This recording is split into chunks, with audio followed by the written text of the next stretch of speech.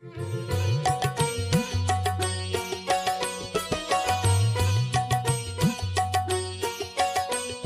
भक्त बंधु माने आज कथा मृतरे गोटे छोट कथा मन रखिथे।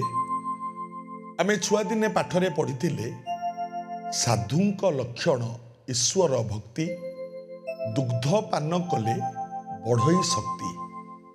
किंतु मन रखिथे आज्ञा क्षीर जदि आपण पिउचंती क्षीर पीबार 2 घंटा पूर्वर खाइबा सारी थिबे, खाइबार 2 घंटा परे क्षीर पीबे नचेत खाइबार क्षीर पीबार 2 घंटा पूर्वर खाइबे।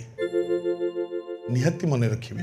एवं सबुठु गुरुत्वपूर्ण कथा है जदि क्या ज्वर होता है घरे आमे कौन कहती अरे ज्वर होते क्षीर गरम कर पीवा दे दियो नहीं आज्ञा ज्वर रोगी को क्षीर दबाटा भल नुहे मानिले मंगल हब।